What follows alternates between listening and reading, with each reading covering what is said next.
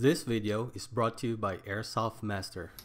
When you think about gas-powered shotguns, three companies come into mind: Jag Precision, APS, and Tokyo Marui. Now, yes, it is nice to have that gas-powered shotguns in kind of CQB situations that have the 6, the 3 shots, basically clearing down doors or any other situations, but I'm sick and tired of seeing the same style 870 with the regular pump and the regular stock or without the stock, and it's just the same thing. Also, if you want that nice looking one, it's going to cost you an arm and a leg, to be honest. So, I just want something more modular. I want something more modern. Today we're not going to be talking about this shotgun. Out with the old. And in with the new. Today we're going to be talking about the Gold Eagles MP style M-Lok powered shotgun.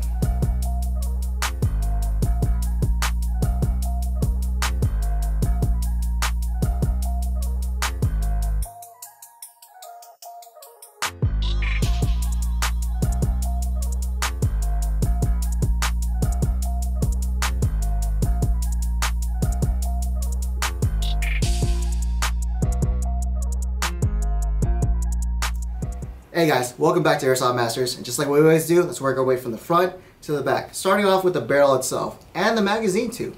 The magazine tube is 17 inches and is a full metal construction in regards of the barrel and the magazine tube. On top of the barrel itself, you're going to see is the front sight on the end of it. Now, you can also put a tracer on the end of the barrel as long as you have the grub screws to actually connect to the actual barrel. Now, in regards to the back end of the sights, now if you have the shotgun caddy version, like the one here, you're going to be able to have a 20mm Picatinny mount on there to put any other optics. The one without the shotgun caddy unfortunately doesn't have any other sights, only the front end sight that you'll see in the front here. Now, let's go ahead and talk about the rail itself, or the handguard. The handguard is a reinforced polymer with a certain style company that honestly is very familiar, which maybe you guys might know about more. On the M-Lok sections itself, you're going to have 3 slots in the 3, 6, and 9 o'clock positions to put any other foregrips, flashlights, or any other accessories you want to put on there.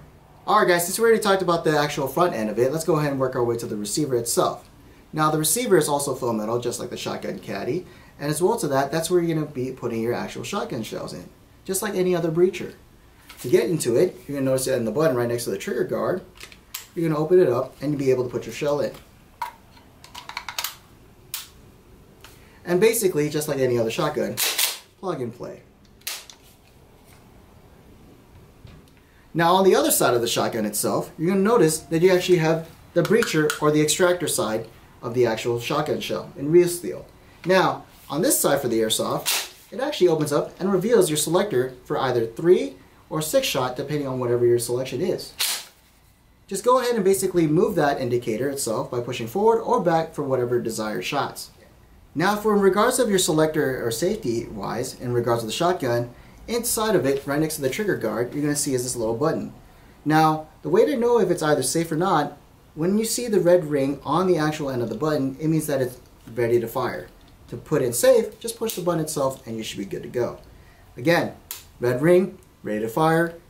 Without the red ring, safe and good to go. Now that we basically talked about the safety, let's go into the last part of the actual rifle of looking at it, is the stock. Again, the handguard, just like the stock as well, is awfully familiar to the design. To each his own. Now, on the pistol grip itself, you still have a nice little texture in regards of it to keep yourself stable in regards of keeping your hand wet, as well as that, just to keep it actually more controlled. On the actual end of the stock itself, you're going to have is a little loop end to put your actual slings for either the front and rears, as well as that left and right hand operations. When filling the gas itself on the shotgun with no magazine or anything else, where would you put it? Well, here's the best part about it. Right underneath this actual reinforced and actually comfortable butt end of the pad, you're going to see is your actual fill valve. So again, you can put your either propane or green gas, whatever you want to use for the shotgun, and fill up in there. Now that we talked about the shotgun again, let's go ahead and talk about magazine compatibility. Oh wait, I'm sorry guys. Shell compatibility.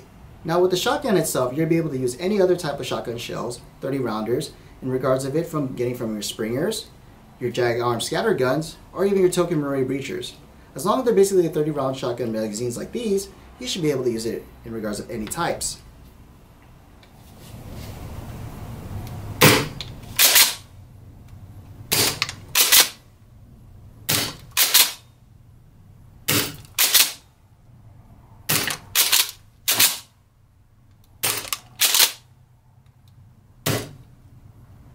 Alright guys, so after chronoing the gun with .20 gram BBs, we notice on average we're looking from like around 300 to 380 feet per second. Do be careful about where you bring this in other fields, like for example your indoor fields, but outdoor fields I think you guys should be okay. But again, just check with the FPS in regards of it, as well as your gas efficiency to basically see if you'll clear for chrono. But again, for a shotgun itself, it's pretty strong. So other than the shotgun itself, what also comes in the box? As well as that, you're going to notice you're going to have your actual operations of manual. So in regards to troubleshooting and other issues with the gun, you can always check on that. As well as that, you're going to have your speed loaders to help basically load your BBs into the 6 provided shotgun shells that you have here. And as well as that, you're also going to have is your jamming rod and cleaning rod to help unjam the shotgun, or if you need to clean the inner barrels. Alright guys, so what are my final thoughts on the actual Golden Eagle M-Lok shotgun? For starters, in regards to the Token Marui Jag precision on the shotgun on gas efficiencies, it's pretty well up there. Now in regards to that as well, the cost-effective price is basically still the same. Now one thing I also like is the feature of more modularity and also modernized is the M-Lok style handguard and stock in regards to the actual shotgun itself. But comparison to the APS, again, fraction of the cost as well. It's still an arm and a leg to purchase one of those, but at the same time, you still have the modularity in this. And one thing is, imagine if you run out of your shells, since it is shell ejecting, and you have to go out and find it. This negates that issue because the fact that you actually have the Springer shell shotguns. Still cost effective. Now if you want to buy these shotguns, go ahead and visit airsoftmaster.com. Don't forget to comment and subscribe in regards to the actual how do you feel about the shotgun itself. For Mike, I'll see you guys in the next episode.